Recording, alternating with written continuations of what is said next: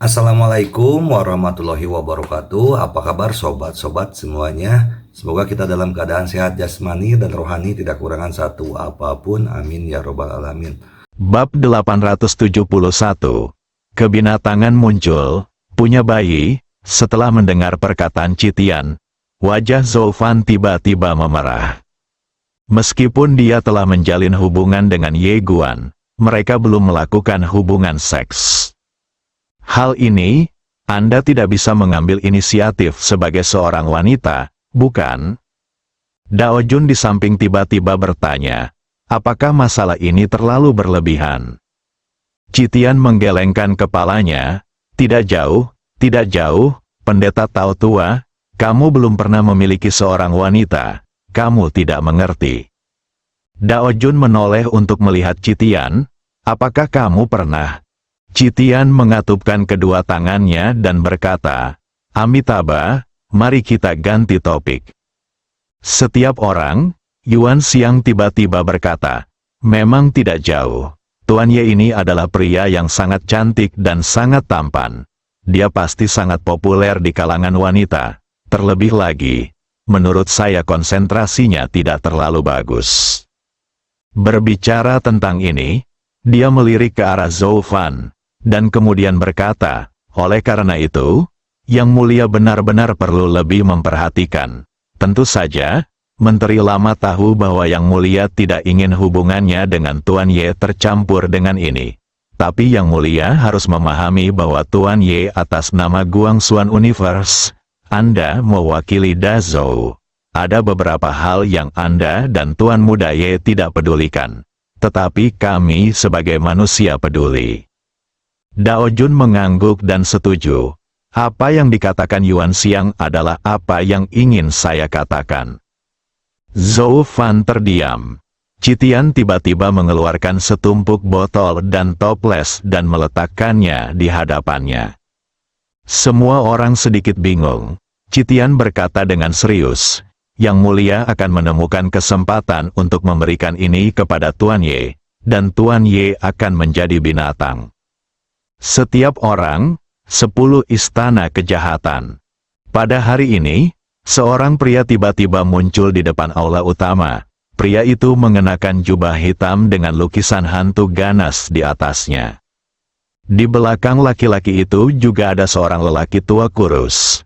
Meski kurus, matanya tajam dan setajam pisau.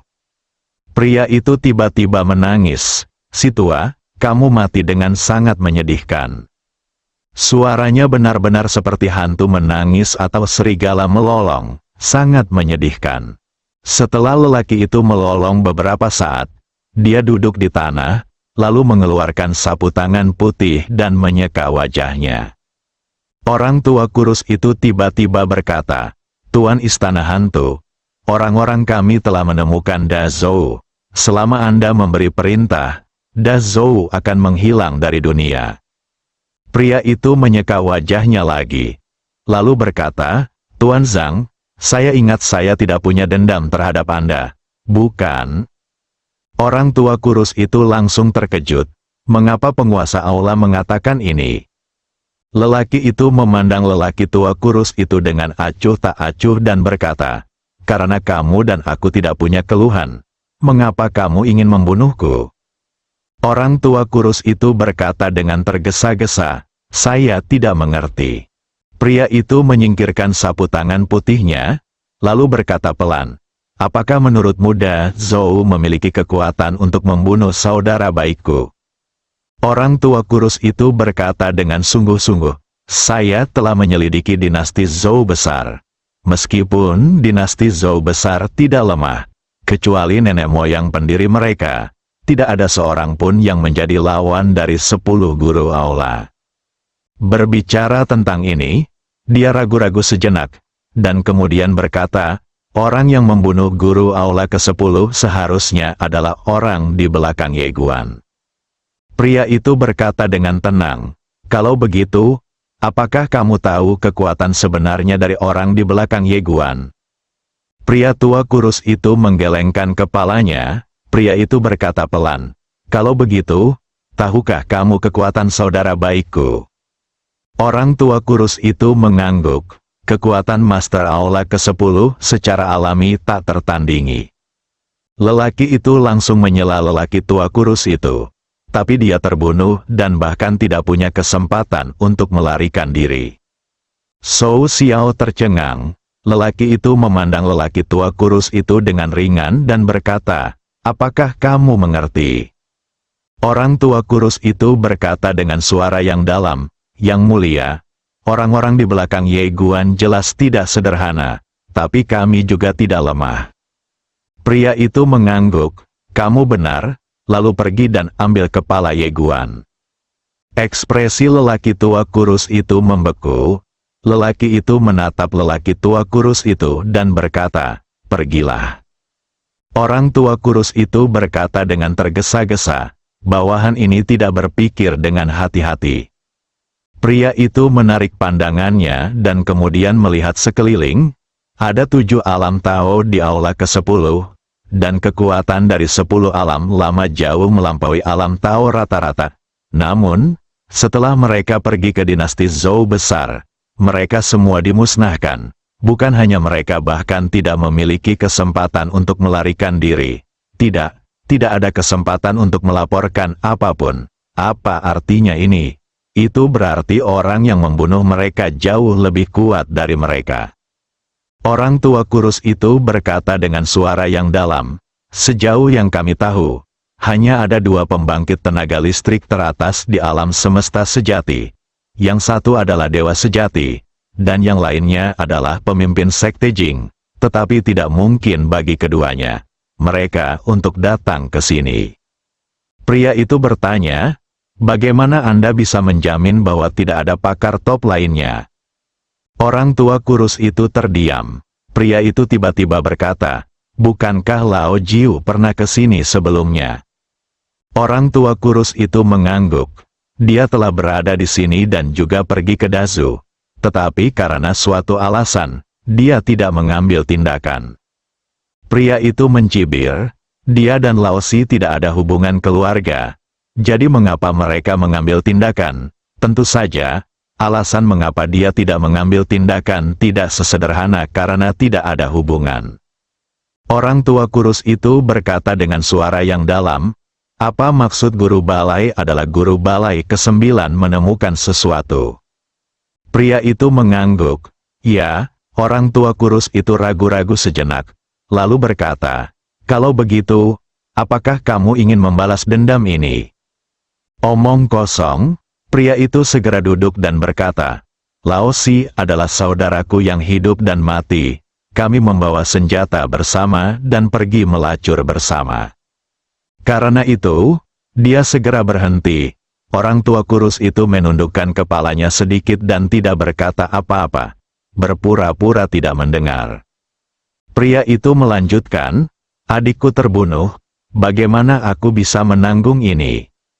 Orang tua kurus itu mengangguk sedikit. Kali ini dia belajar menjadi pintar dan berhenti bicara. "Bagaimanapun, Anda adalah bosnya. Jadi saya akan melakukan apapun yang Anda katakan." Pria itu menambahkan, "Tapi, pemuda itu tidak sederhana. Jika kita bertindak gegabah seperti ini, kita mungkin akan menderita kerugian. Jadi..."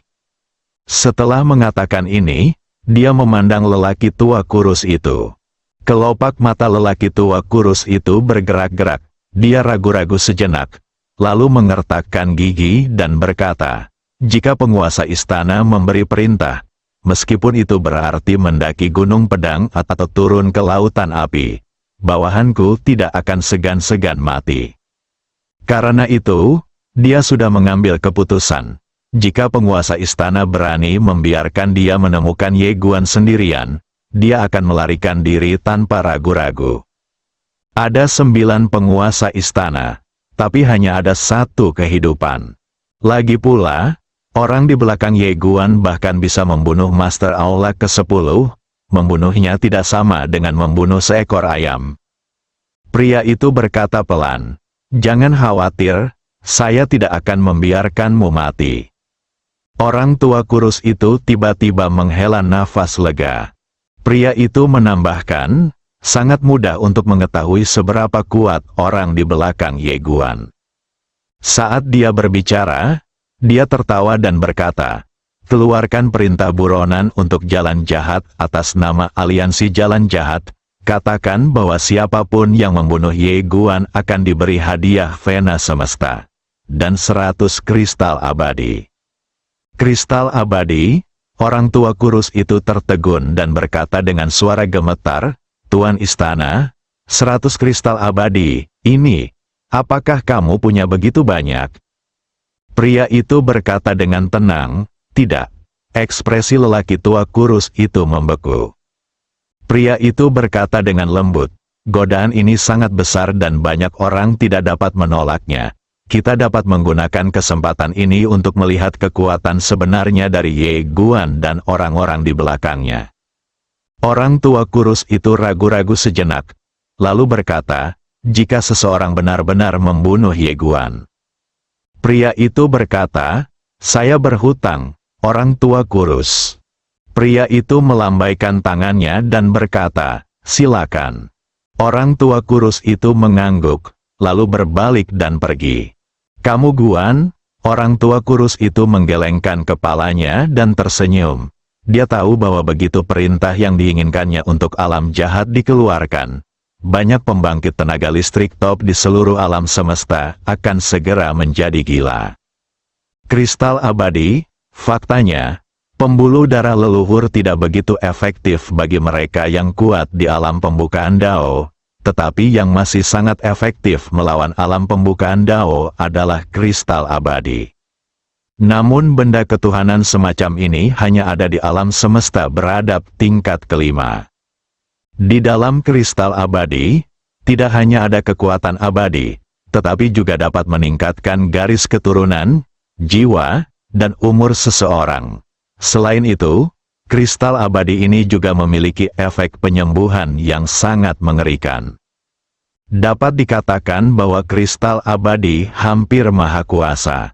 Belum lagi 100 kristal abadi, bahkan 10 kristal abadi sudah cukup untuk membuat para ahli alam Dao bertarung sampai mati.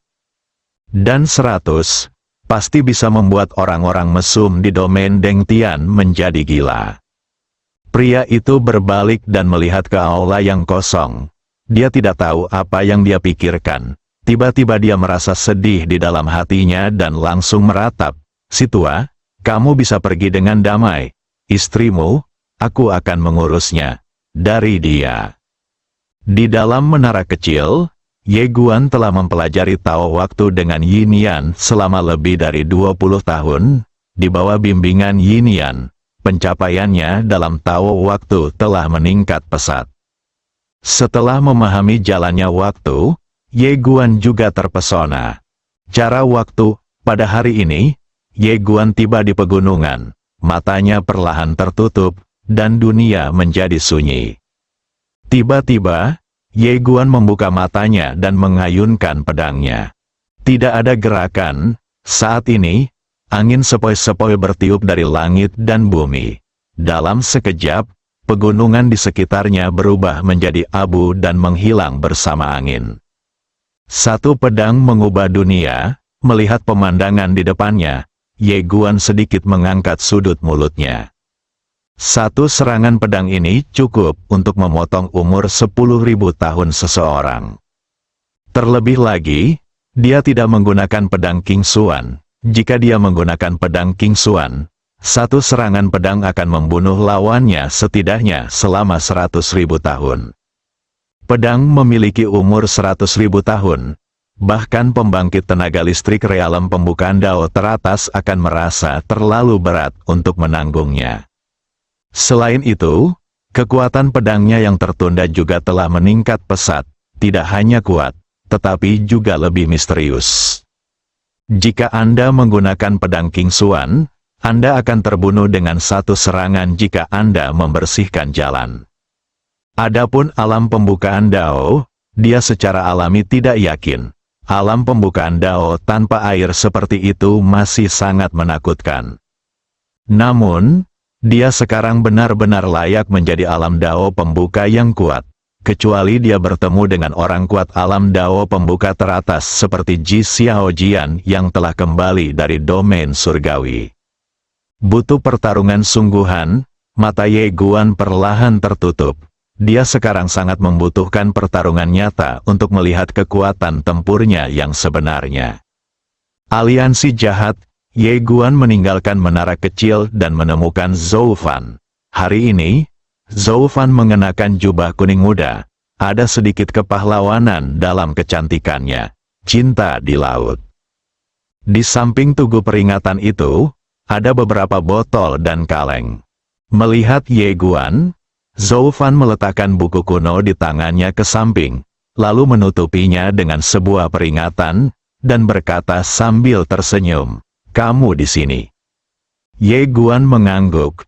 Dia berjalan ke arah Zhou Fan dan hendak berbicara ketika Zhou Fan tiba-tiba bertanya, "Apakah kamu ingin berhubungan seks?"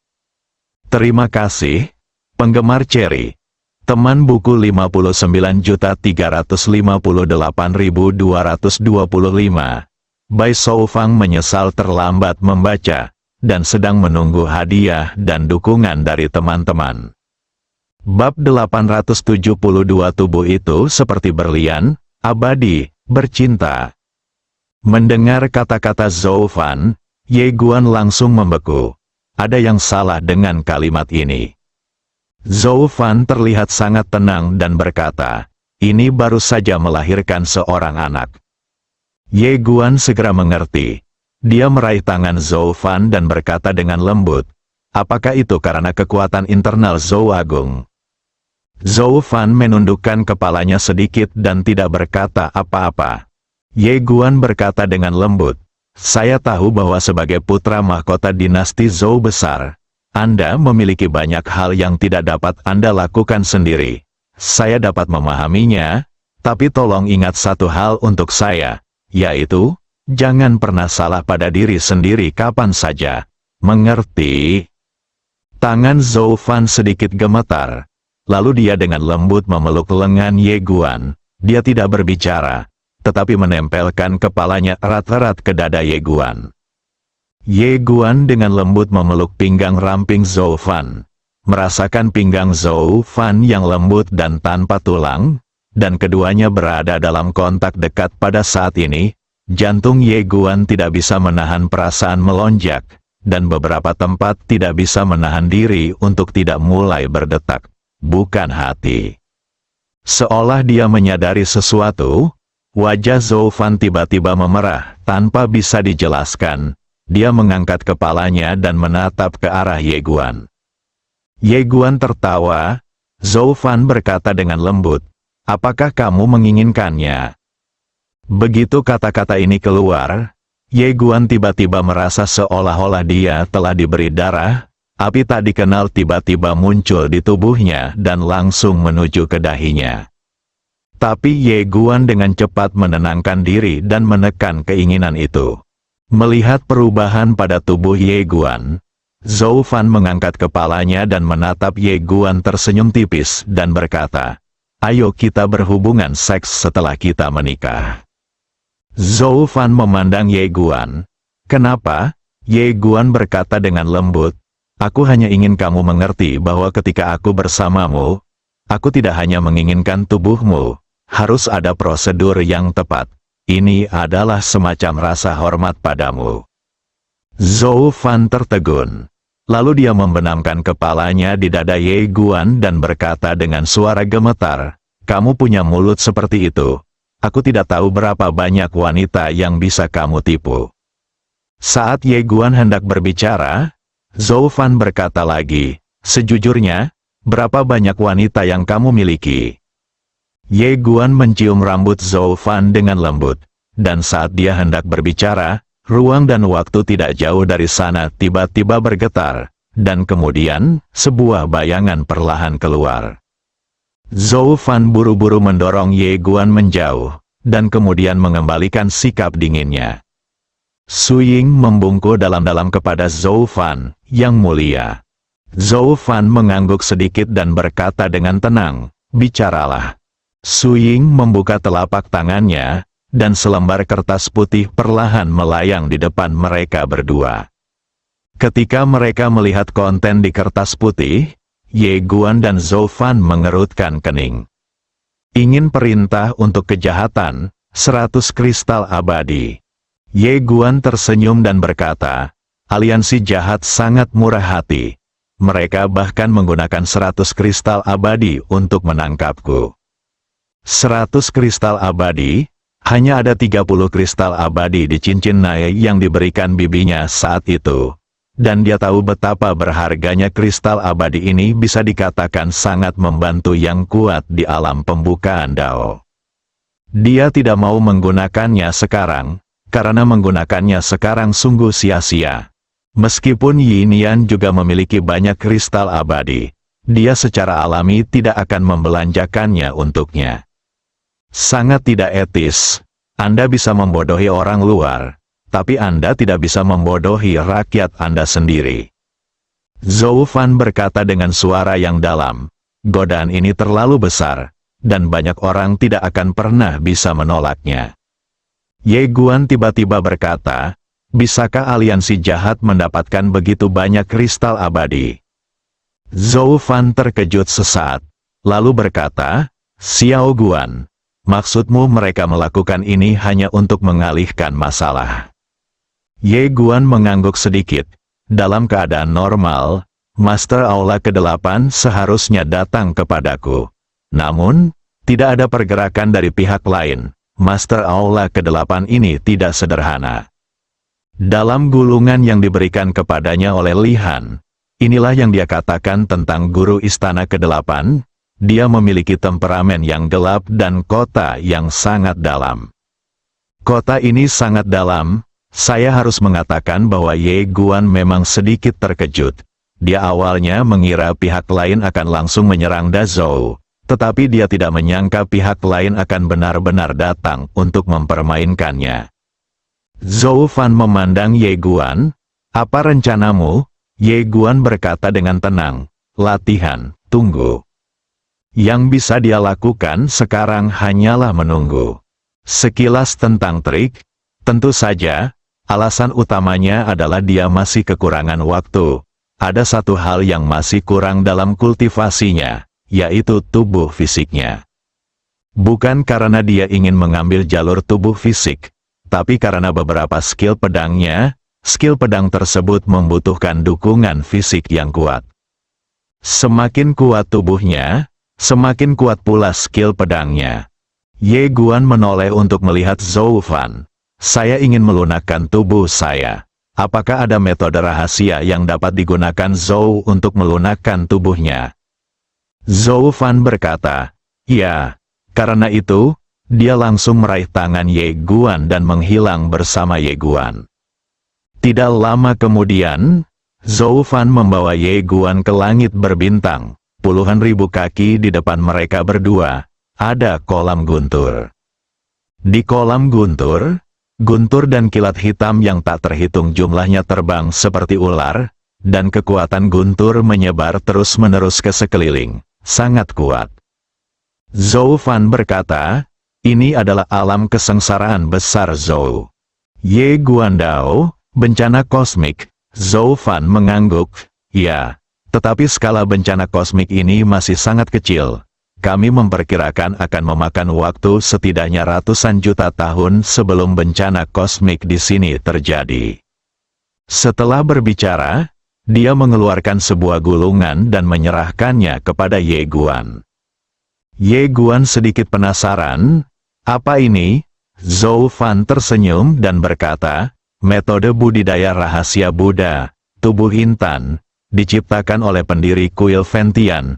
Ini dianggap sebagai metode budidaya fisik paling kuat di dinasti Zhou besar kita. Ye Guan ragu-ragu sejenak, lalu berkata, apakah kepala biara Citian juga berlatih?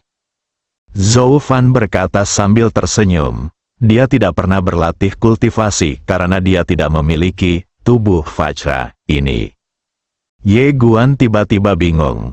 Zhou Fan menjelaskan, pada masa-masa awal berdirinya dinasti Zhou besar, nenek moyang Zhou agung, saya menyapu bersih segalanya. Kuil pembakaran pernah berperang melawan dinasti Zhou besar kita. Nenek moyang Zhou Agung saya bertengkar dengan kepala biara dari generasi mereka. Dan kepala biara mereka kalah. Jadi beberapa teknik rahasia mereka diperoleh oleh saya, Zhou Agung. Faktanya, selama pertempuran itu, kuil surga yang terbakar hampir menghilang dari dunia bertahan hidup. Berbicara tentang ini, dia berhenti sejenak dan kemudian berkata, saya telah mengembalikan semua tubuh Vajra dan beberapa kekuatan sihir rahasia kuil Ventian kepada kepala biara Citian. Ye Dian mengangguk. Dia membuka tubuh berlian. Begitu dia membukanya, seberkas cahaya Buddha tiba-tiba jatuh ke alisnya. Ledakan, dalam sekejap, informasi yang tak terhitung jumlahnya mengalir ke lautan kesadaran Ye Guan. Tubuh berlian, nama lengkapnya adalah tubuh tak terkalahkan King Kong. Setelah budidaya berhasil, tubuh akan menjadi seperti Vajra, abadi dan abadi. Lambat laun, ekspresi Ye Guan berangsur-angsur menjadi serius, karena ia menemukan bahwa teknik pemurnian tubuh ini cukup kuat. Faktanya, sampai batas tertentu, budidaya fisik lebih menakutkan daripada budidaya pedang. Tentu saja, ini mengacu pada jenis budidaya fisik yang sangat kuat, karena sekali Anda tidak dapat menghancurkan tubuh fisiknya, itu berarti Anda pasti akan kalah. Namun, hanya ada sedikit budidaya fisik yang kuat dimanapun. Ada dua alasan mendasar. Pertama, mengolah tubuh fisik membutuhkan penderitaan yang tidak dapat ditanggung oleh orang biasa. Kedua, mengolah tubuh fisik terlalu mahal, bahkan lebih mahal daripada budidaya pedang. Dari segi uang, tidak banyak sekte yang mampu membayar biaya seorang kultivator tubuh. Itu menghabiskan uang, tak satu pun dari masalah ini ada pada Ye Guan. Setelah beberapa saat, Ye Guan memulihkan pikirannya dan kemudian berjalan perlahan menuju kolam guntur. Zhou Fan tiba-tiba meraih tangan Ye Guan dan berkata, hati-hati. Ye Guan tersenyum tipis, jangan khawatir. Setelah mengatakan itu, dia berubah menjadi cahaya pedang dan menghilang. Saat dia muncul kembali, dia sudah berada di area kolam guntur. Begitu dia memasuki area kolam guntur, guntur dan kilat yang tak terhitung jumlahnya tiba-tiba menjadi ganas. Dan kemudian, guntur dan kilat setebal pilar jatuh lurus ke bawah dan meledak ke arahnya. Ekspresi Ye Guan tetap tidak berubah. Dibandingkan dengan kesengsaraan guntur di alam semesta nyata, kesengsaraan guntur di sini hanyalah kekanak-kanakan. Ye Guan membuka telapak tangannya, dan dua kristal abadi muncul di tangannya. Ledakan, sebuah kekuatan yang kuat tiba-tiba keluar dari tubuhnya. Kekuatan abadi, saat kekuatan abadi menyebar, Ye Guan tiba-tiba merasakan seluruh tubuhnya mulai berubah. Tidak hanya itu, kekuatan ketiga garis keturunannya juga bereaksi pada saat ini. Kristal abadi, pada saat ini, guntur kesengsaraan yang tak terhitung jumlahnya langsung menenggelamkannya. Gemuruh, di kolam guntur, guntur dan kilat terus membombardir tubuh Ye Guan. Di luar kolam guntur, Zhou Fan melihat pemandangan di depannya dan sangat gugup. Namun, ketika dia melihat tubuh Ye Guan dapat menahan kesengsaraan guntur itu, dia menghela nafas lega. Pada saat ini, hantu tiba-tiba muncul di belakang Zhou Fan. Hantu itu membungkuk dalam-dalam, dan kemudian berkata, Yang mulia, aura misterius tiba-tiba muncul di wilayah bintang Zhou Agung saya. Zhou Fan langsung mengernyit. Paman Aweng, seorang lelaki tua berpakaian istana muncul di tempat kejadian, dan dia membungkuk sedikit kepada Zhou Fan. Zhou Fan berkata, Paman Aweng, kamu menjaga tempat ini dengan semua penjaga Dewa Tians. Orang tua berpakaian istana membungkuk sedikit dan berkata, dimengerti.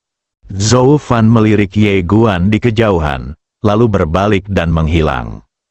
Di suatu tempat di langit berbintang, 3 orang sedang melihat ke bawah ke kota kekaisaran Zhou besar di bawah.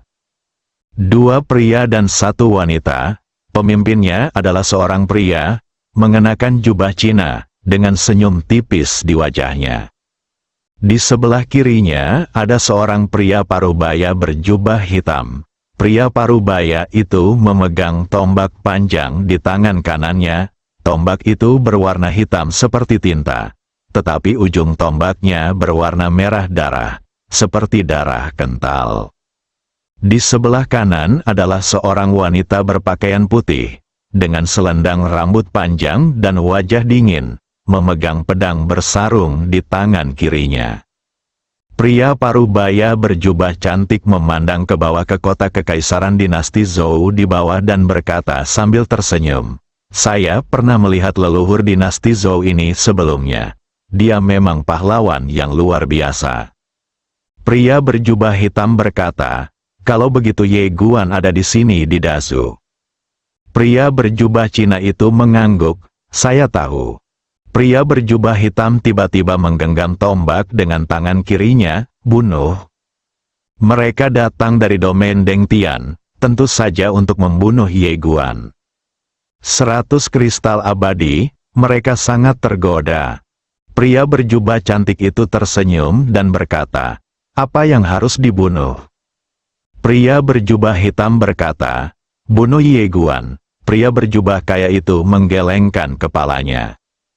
Pria berjubah hitam bertanya, "Mengapa?" Pria berjubah warna-warni berkata dengan lembut, "Mengapa aliansi jahat tidak membunuh mereka sendiri, daripada mengeluarkan 100 kristal abadi untuk menangkapnya?" Pria berjubah hitam itu mengerutkan kening. Pria berjubah itu memandang ke arah kota kekaisaran Zhou Agung dan terkekeh. Ini adalah jebakan. Aliansi jahat ingin menggunakan pisau untuk membunuh orang. Apakah para idiot ini memperlakukan orang lain sebagai idiot yang tidak punya otak? Bersambung.